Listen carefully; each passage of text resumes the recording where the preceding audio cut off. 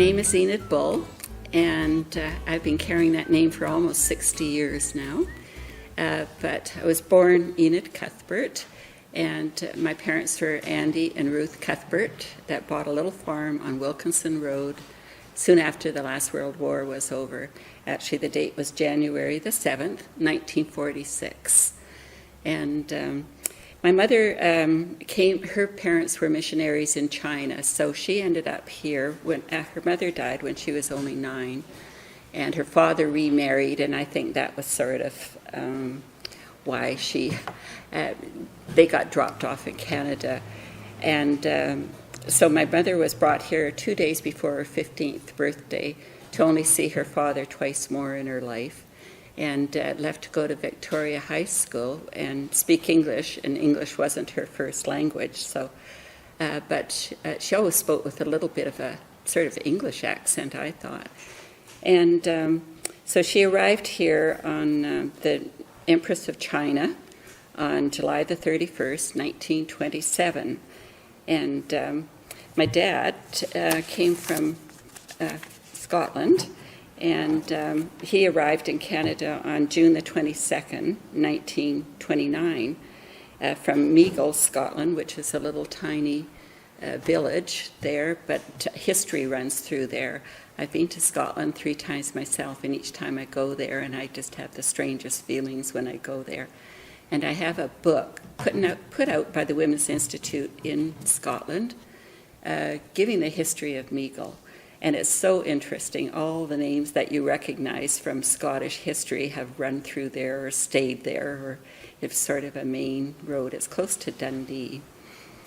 And my dad, I remember him telling me that he always, his older brother had come out ahead of him.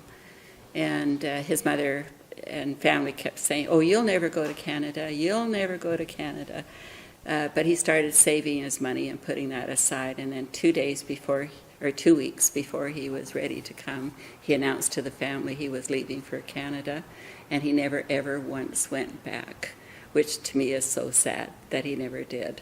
But anyway, he came over on the ship called Regina, and he landed here in 1929, if you noticed, and of course he hit the crash, or the stock market crash, which he never fully recovered from. He always kept saying, it could happen again, it could happen again, and it always made him very leery of never wanting to be in debt or anything, you know. And I'll get into this further on, but Uncle, he used to batch with this fellow. Now, how he met him, I'm not sure, whether they came over on the same ship, but we called him Uncle Viv, and he was from Wales.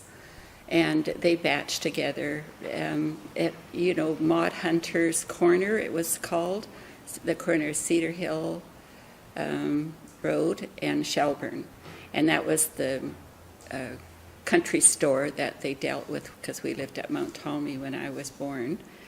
And so the whole family sort of congregated there, and Brian Polson's family, they lived in that area too. Brian and I were in the hospital together, born 2 days apart, and I'll steal his thunder. He usually tells everybody this, but I am 2 days older than Brian Polson, so he needs to pay attention to me. So anyway, this part I had written out, and it was January the 7th, 1946, and the war was over at last. It was moving day, and we were going to live on a farm. We were leaving behind city life and moving to the country. We had lived at 566 Bay Street for 6 years. All throughout the war, we lived there. My dad was in the Army, but he could never go overseas because he had bad feet, and so he couldn't march properly, but he was stationed at Gordon Head and different places. We didn't see much of him during the war years, because to get home, he had to come home on a bike, which had 3 gears on it. I still remember that, because I used to have to sit in the handlebars to go if I wanted to go out with my dad. And I still remember vividly all those neighbors there. And one was Granny Herbert, and we adopted her because we didn't have any grandparents. And I just envied everybody that had grandparents. I thought that was wonderful. But she lived 2 doors up from us, but I still remember her coming down with her apron on the sidewalk and her slippers shuffling down with a empty cup in her hand. She was coming to borrow a cup of sugar. And that sort of thing went on just about every day. I think it was more an excuse for the women to have a little chit-chat with each other, and or if you, no matter what you needed, you just went to the neighbors and got it. And it was quite something to watch. And I've got written here, she had more grandchildren than she knew what to do with. That house was just flowing over with grandchildren all the time. And she was married to this gruff old guy, Grandpa. We still called him Grandpa Herbert. But one time my mom left us there with them while she went to town. And my brother Bob was only 3 or 4, and he howled and cried the whole time. So Grandpa Herbert got out his gun and said, "I'll shoot you if you don't shut up." Well, he shut up like that. And it's a true story. I still remember, is he going to shoot my brother? And, the things that were done in those days that today would be horrifying. And then there was 2 little old ladies that are probably, I think they're about 40, and they were very old ladies to me then. One was Auntie Smith, and one was Auntie Honus. And they made ginger beer, and the iceman used to come to deliver a great big block of ice into the cold ice thing and out on the back porch, and how he could even lift it up with those big tongs that used to go around it and carry it all the way up those stairs. And so anyway, there was always cold ginger beer in that fridge for everyone. And the Smiths had 3 sons and all went to war. And I overheard Auntie Smith so proudly saying her son Stan had made 35 sorties over Germany. She was so proud of that. But for him to come back whole and fine was just amazing. And the older son, he was overseas too, and he also came back. In 1946, we had moved in January, and I don't even know what the date was, but it was the time I had gone in to spend a weekend with them because I had missed them so much, and my mom let me go. And all of a sudden, she had lived in a 3-story house, and all of a sudden the house started shaking like this, and Gordon, her husband, was sitting there reading the paper, and the paper was shaking like this, and his glasses had dropped down over his nose. And she said, "Come on, Gordon, we've got to get the bairn out." And so that was me, and he said, no. So anyway, she got me out, and we stood on John Street and looked back at her house, 3 stories, just waving back and forth like this. It was that big earthquake. And so anyway, when it was over, we just went back inside, and she was absolutely terrified, and I kept saying, "What is it? What is it?" And then when it was over, you just sort of forgot that it even happened, Anyway, Gordon was still reading his newspaper when we went back in. And when we came home from that visit, my mom was at the kitchen sink where she lived and called out the window and said, "Wow, wasn't that an earthquake we had?" And she said, "Oh, yes, I was scared for the bairn." So anyway, we got through that big earthquake, and just funny how certain things come back to you at certain times. And those were the days when neighbors came over for a cup of sugar, as I was just saying, all dressed in their bedroom slippers. And if we have time at the end, I'll talk about bedroom slippers that I just did recently. It was a rainy day, and this was the day that we moved. It was a really rainy day. And I can remember standing at the dining room looking out in my coat, all ready to go. There wasn't a stick of furniture left in the car, and I think Dan and I were left in the care of somebody else. And we were waiting for Mr. Jack Greenwood, who was the realtor at the time. He is very well known in Victoria. And he ended up with the insurance company at the top of Bay and Douglas Street there. Took over the bank in there. There used to be a bank when we lived there on Bay Street. And to come and drive us to our new home, and I was positive I'd never have another friend again in my life. I was leaving all my wonderful little friends behind, and it was so scary for me to think, oh my goodness, I won't have any friends anymore. And when we reached 4462 Wilkinson Road, we just ran wild. Because here's this great big old barn of a house and big chicken houses and lots of little sheds and everything. Well, we jumped out and went just running all over the place and ran up the stairs. And when we looked at the kitchen floor, it was all worn out underneath the sink. And it stayed like that for many years, actually. It was really a dump, when we moved into it, but it was huge and big, and it had 3 bedrooms downstairs and a bathroom, and 2 bedrooms upstairs with a big hall, still like that today, and a bathroom, and an attic that we used to play in a lot, and the trunks that both my mother and father brought from when they came to Canada were there with all the treasures in it, which we used to get into when we weren't supposed to, but it was fun. And yes, actually that kitchen floor stayed like that for many years because there was just not money to replace floors. And then, do any of you remember the old 6 for 1? Oh, I see somebody nodding. It came on to a CJVI, and my mother listened faithfully to that. And she used to have a sponsor and then a question. And then we had the Pears Encyclopedia, which we got most of the answers out of. And every time she would patronize one of the sponsors, she'd say, "You don't forget to tell them that I listened to 6 for 1. And lo and behold, they phoned her one day, and my God, she won it. And it was huge, for our family. And so she ended up putting in a new kitchen floor, and it was sort of that really durable kind that lasted, I think, until my son bought it. And it just would never wear out. It was quite amazing. And anyway, she not only won it once, she won it twice. A couple of years later, they phoned her again, and she won it again. And everybody said, "This time, you spend that money on you, Ruth." So she did. She went out and got a winter coat, which she hadn't had for years. And I guess the money all just sort of dissipated around wherever it needed to go. But that was quite funny that she won it twice. And I had just turned 9 when we moved, and Dan was 8, and Bob would have been 4, 11 days after we moved. And Al came along the next March, 1947. New house, new baby was the saying that was going around always, and it certainly proved to be true. And that was our family.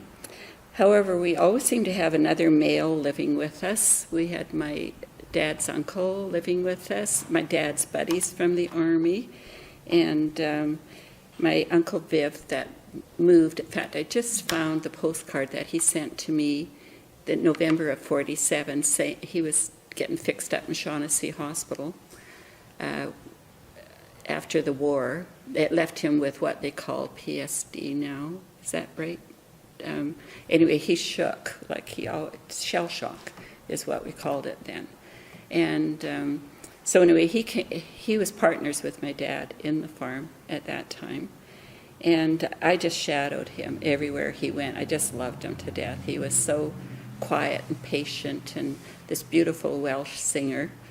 And he would sing all day long, me and my shadow, and I'd be holding his hand going along to feed the chickens, and all these exciting things when you're a kid, And I used to think the trail was so far to go there, which it was only, 50, 100 feet or something.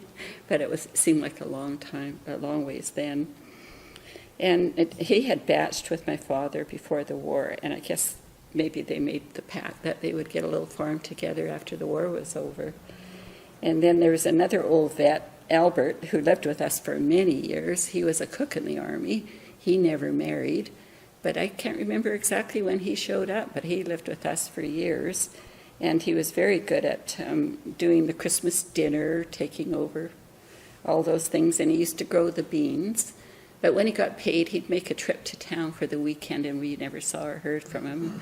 He'd come home after that was all over, and then he'd settle down and work again and grow his beans and smoke his pipe. He hogged the radio, which I always hated at the time. I thought, it's our house. We should be able to listen to the radio. But if Albert was listening to the radio, we never thought about 2 radios.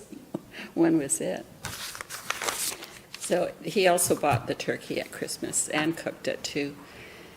And and over the years, as we all got older, my brother seemed to collect friends to come and live with us. They'd either be on the outs with their family, or I won't name them all, but there was lots that would come for a while and then go back home or go off somewhere else or something. But it just seemed it was a continual run of people there. And we even had whole families there. One family came twice, once with their 2 little boys that we couldn't stand them. We thought they were such little brats. We were perfect, but they were very annoying little kids. And the house was always bulging with people. And my first day to school, to Royal Oaks School, I had just turned 9, but I was just pushed out the front door and said, okay, you know which way to go. You go out Wilkinson Road and then you turn right until you come to the school. And of course, on Wilkinson Road, those days, that was all right because it wasn't all that busy. But I was thinking, compared to today, you wouldn't be allowed out of your mother's sight. But of course, there was enough things at home to keep my mother at home. So I can remember thinking, oh my goodness, I was so terrified at having to go to school and not knowing anybody. And all of a sudden, as she's known now, Morgan Osler came up behind me on her bike just before you get to the top of the hill on Wilkinson Road. And she said, hey, wait up. She wants to talk with you, walk with you. And by she meant Sheila.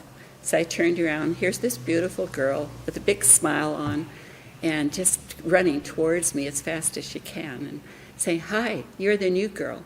I said, yeah. I was terrified still. Then we just got talking. It was like we'd known each other forever. So I'd made a friend before I even got to school that day, which was amazing to me. So I thought, things might not be so bad around here. But Sheila lived quite a ways from me because she lived up on the end of Miller Avenue with her 4 older sisters and 1 younger brother, who turned out to be a good friend of my younger brother, Bob.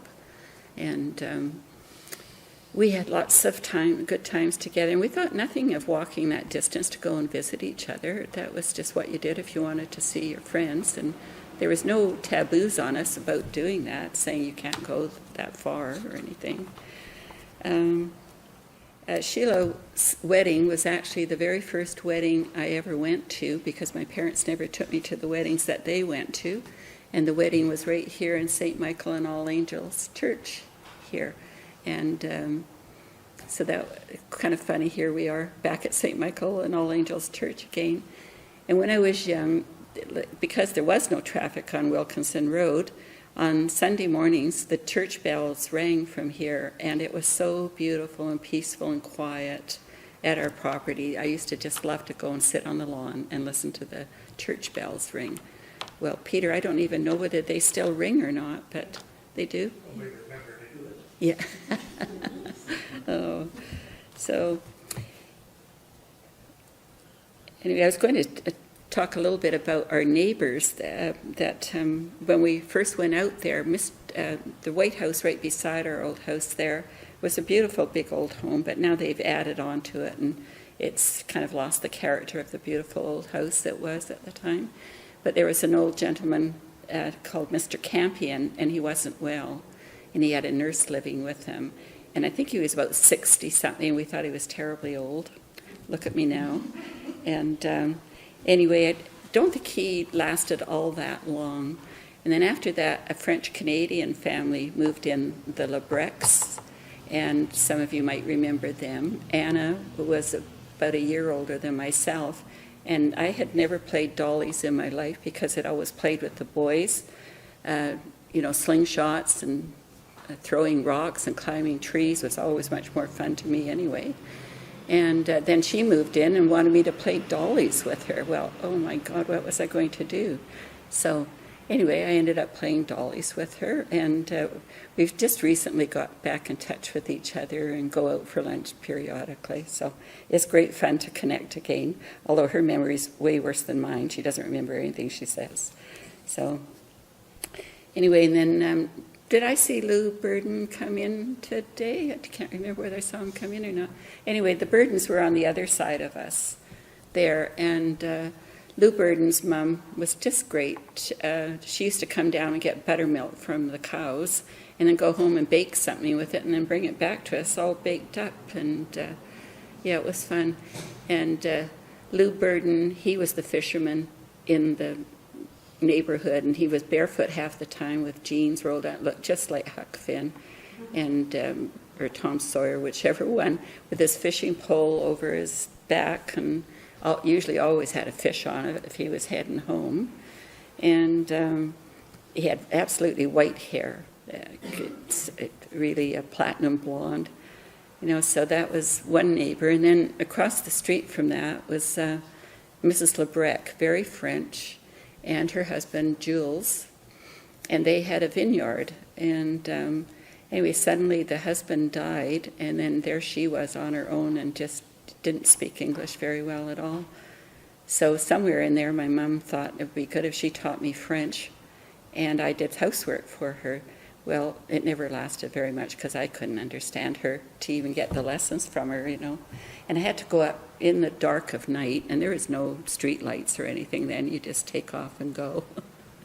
So then Fred and Tilly Quick were just up the road a little further, and they were very good friends with Butchers, but Butchers didn't move in until I was 12, and they had a daughter the same age as me, which was just amazing.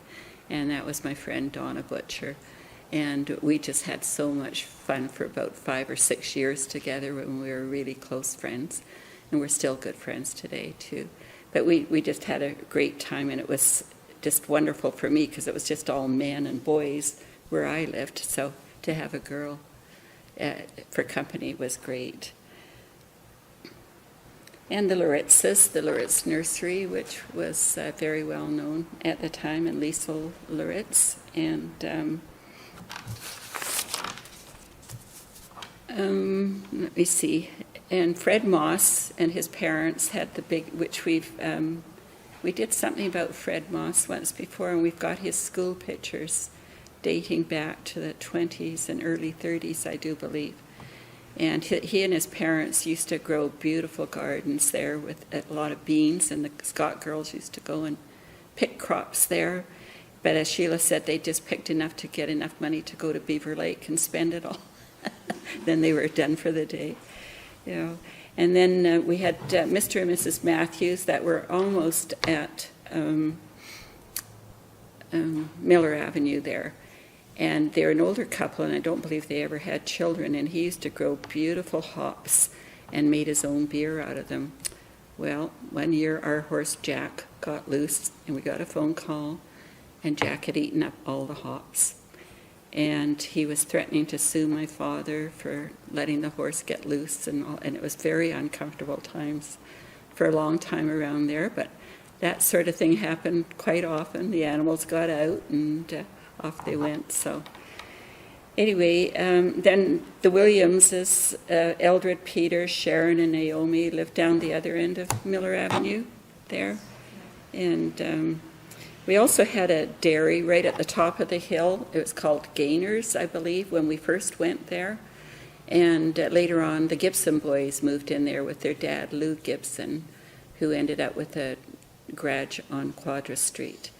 But Lou lived there with his 3 sons because his wife was sick with, was in a solarium from polio, and he raised those 3 boys himself, Doug and Don and Ernie. Maybe you recall those boys. Yeah, and what a great family they were. Ernie was always happy and used to give us a ride to school whenever he could. And then we also had the Ridgeways. They moved in next door where the Lebrecs had been, and she turned that into a bed and breakfast, or a place for older folks, nursing, because she had a nursing degree, that's right. And so she used to come over quite a lot to get cream for their coffee, etc. And he worked for one of the shoe stores in town, but everybody caught the bus to go to work in those days. That was, quite, not too many people had cars, etc. So, and one time in high school, Donna Butcher and I had to write a story on Royal Oak. And so we went up to interview William John Quick and his wife Esther Carmichael. and they were Saanich pioneers, and he died December the 10th, 1952.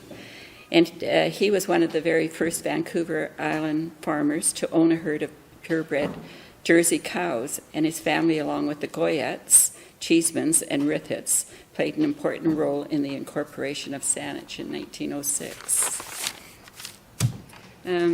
We bought a pregnant cow named Buttercup from Mrs. Webb.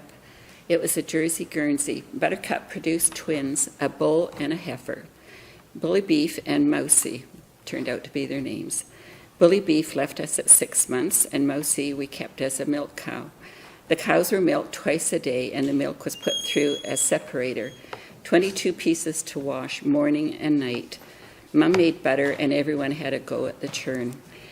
Jack, our workhorse, pulled the plow and the stone boat. It was a real production to see Dad put the harnesses on him for different chores. We raised pigs, several different batches. Eating dinner one night there, and someone yells out, "The pigs are loose." So everybody throws down their cutlery, everybody runs outside to go and corral these pigs. And Dad yelling, "Don't let them get up on the road." So we're all running as fast as we can. We don't want to lose these pigs. So we eventually got them all rounded up and back into their pen. But we used to have to cook up potatoes, which just stunk, like with the dirt and the skins on them and everything, and that's what they ate. That was some of it anyway. And I used to hate that smell. And, oh yes, I can't tell you how quiet it was on Wilkinson Road. When we first moved out there, we'd get so excited. Here comes a car, and we'd all go running out to see a car going by. Can you imagine that today? Although right now, my son and daughter-in-law and the girls live there, and they're doing the new bridge there. So they've got back the peace and quiet that we had all those years ago, and they're just loving it. I don't think they're going to be too happy when the road gets opened up again, but they're thoroughly enjoying it now. And in those days, too, we had our bread delivered to the door by Jimmy Vowles, was his name, and he drove for Weston's Bakery. He came for years in his little van, and I remember the chocolate cake, but mostly the icing. And whenever he could, he just went out and snuck a little bit of it, but everybody knew what you were up to.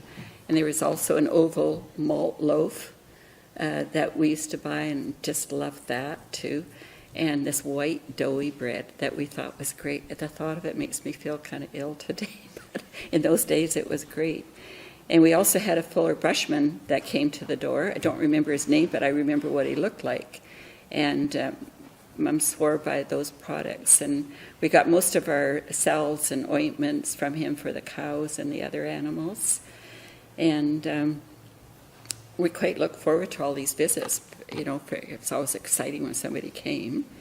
And we also had bunnies galore there for I don't know how long, till they got to be too many, and then I think they just sort of disappeared, and I have no idea how that happened. We also had many chickens because we sold them at the eggs at the farmer's market.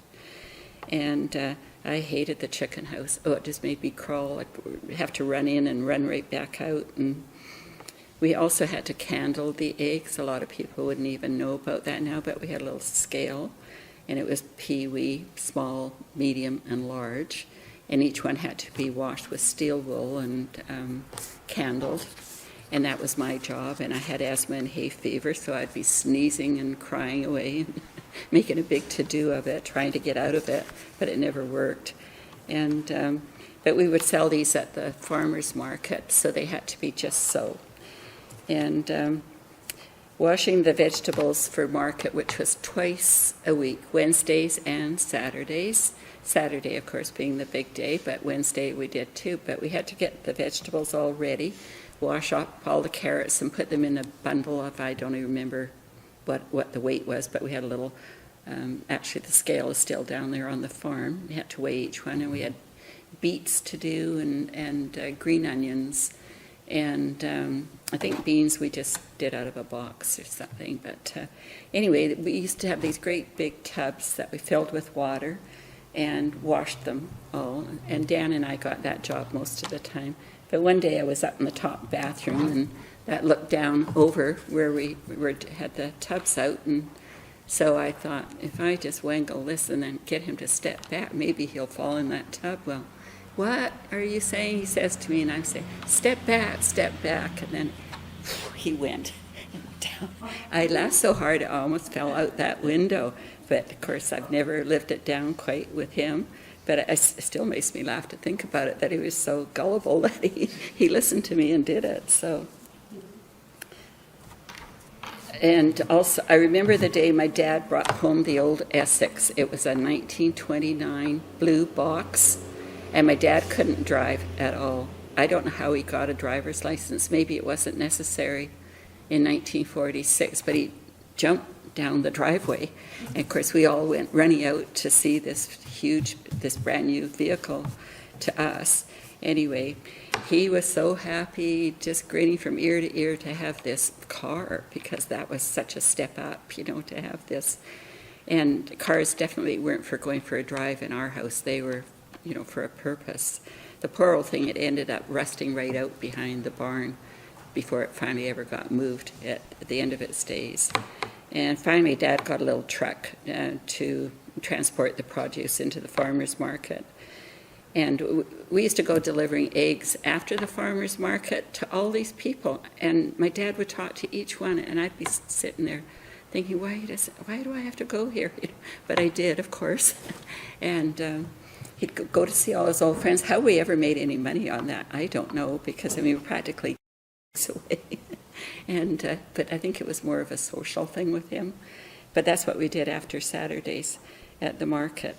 And do you remember the farmer's market? It was like a huge big old greenhouse. It had huge big ceilings on it. It was really beautiful, that sort of the echo in it.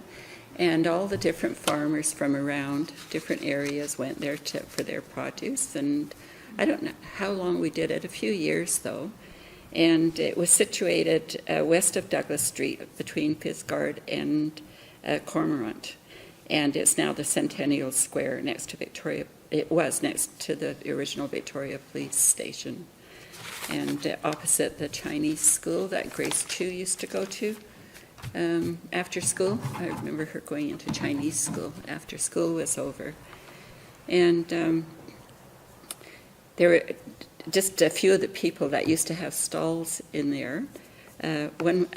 Now, Jack, I'm glad you're here, because I remember a Mrs. Burge, I think that was her name, that sold candies and chocolates in at the farmer's market. Would that be related to you, or have I got the name wrong? No? No? Okay. Burgess just came to me.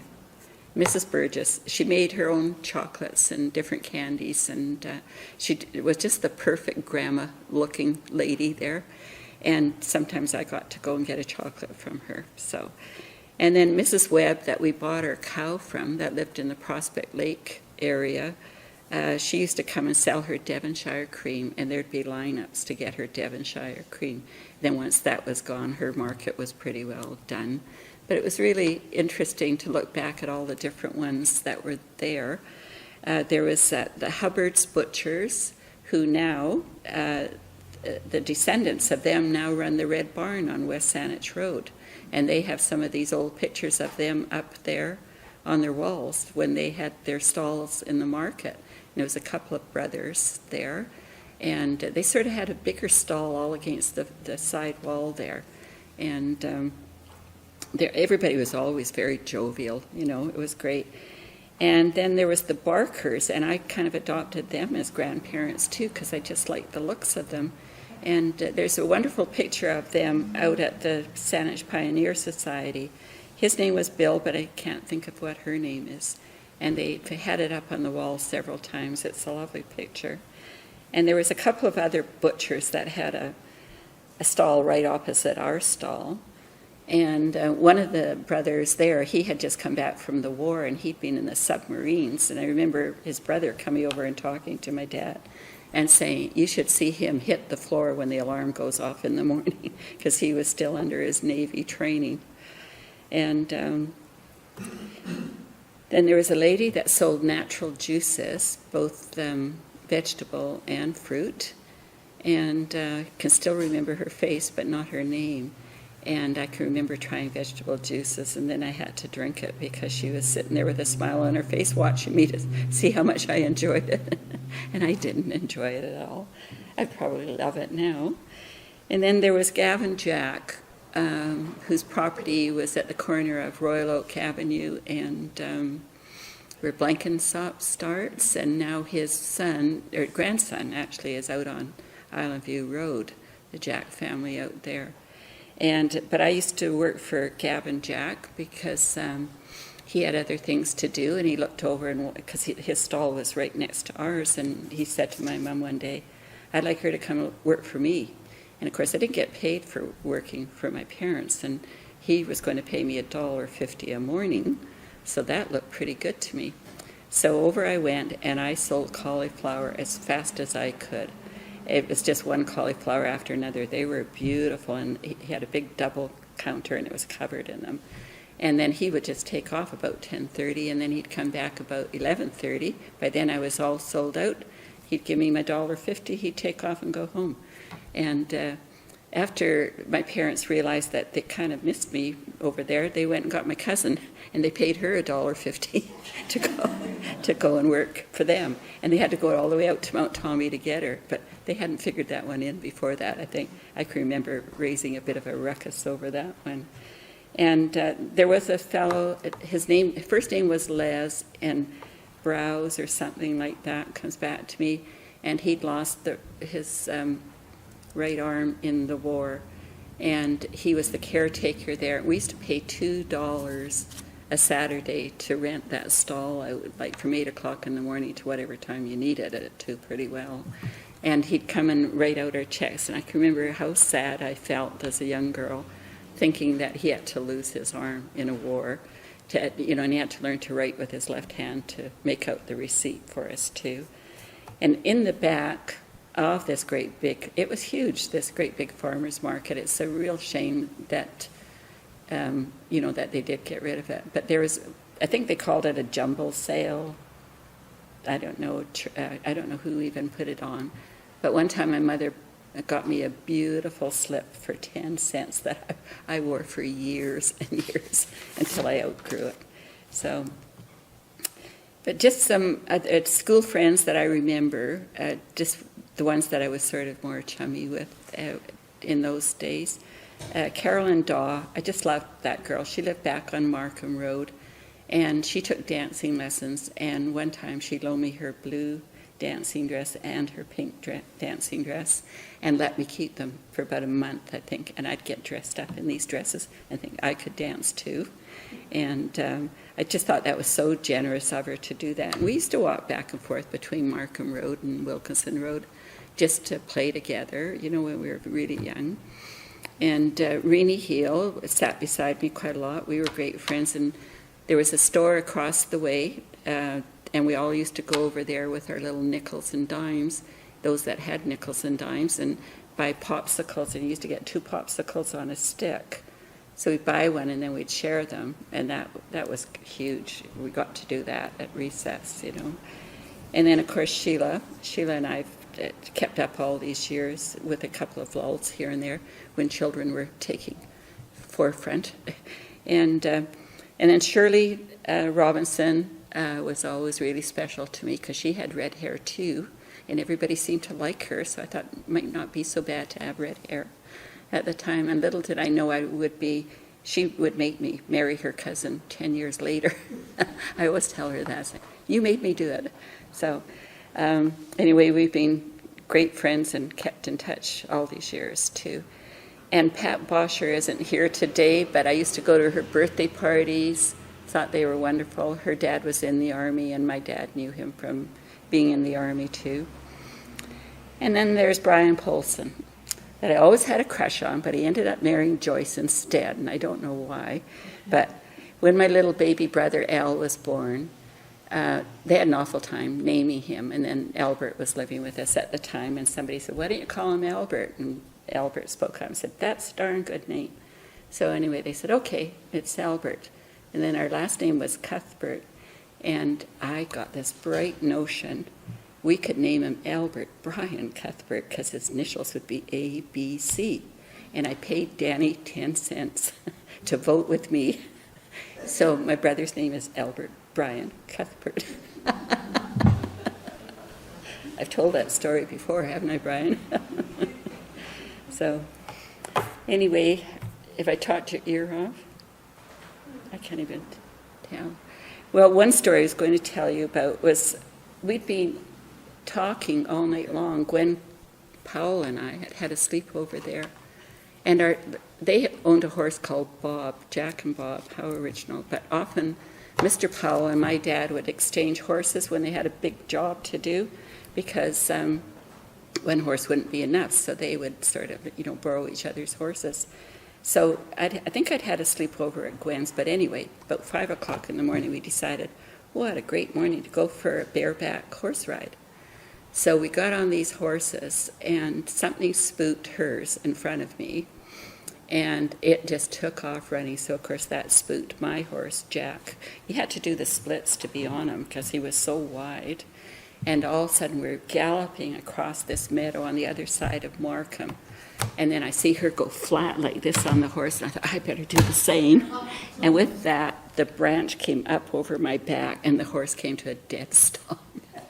Oh, my heart was just pounding. So we slithered off the horses, and both of us realized how darn close we came to not being here anymore. And we walked those things home all the way, which was a heck of a long way.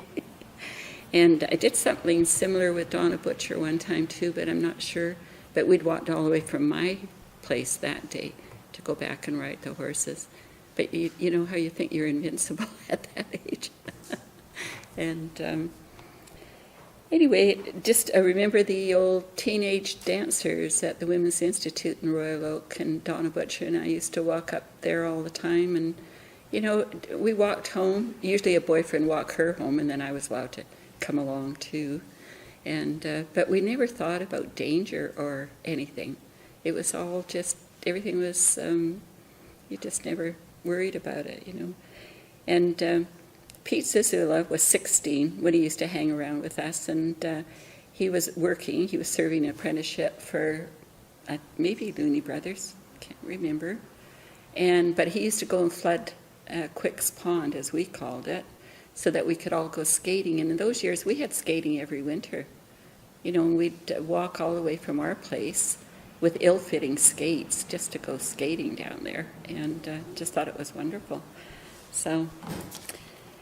And games we used to play, the neighborhood kids would all gather at our place, and we'd go out in the top field and play baseball, and or just somebody batting, which often was Pete Zazula, because he was the better batter, and we were just sort of his charges to go running around after the ball and throw it back to him.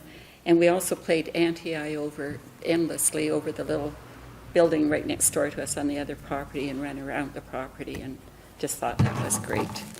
So we passed our time that way. So I think I've said enough, probably. So anybody want to ask me anything? I've probably said. Mom and Dad meet.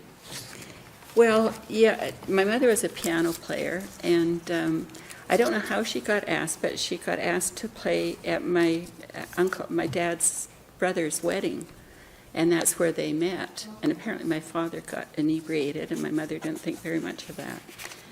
But somehow or other they got back together again, and but he never told me until after she died. I went down there one day soon after she passed away, and he says, I had an eye on her from the time she was in school, but there were 6.5 years between them, and I guess he had to wait for her to grow up before he could think about dating her.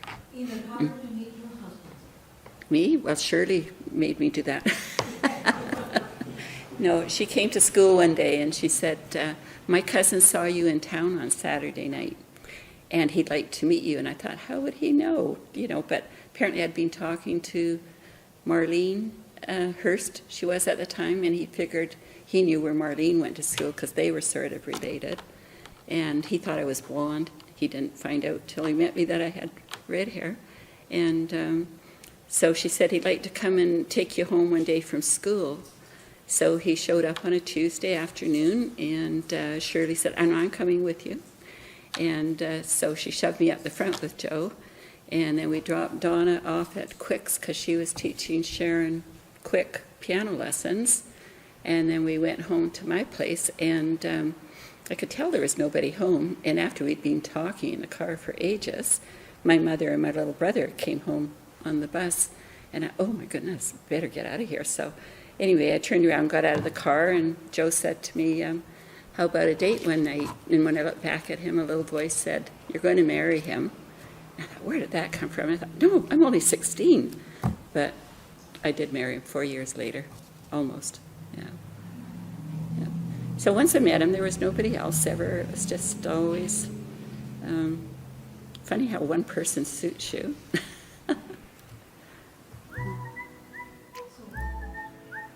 Okay, can I stop now? Okay, I've done it. No, don't you dare. Brian's not allowed to talk.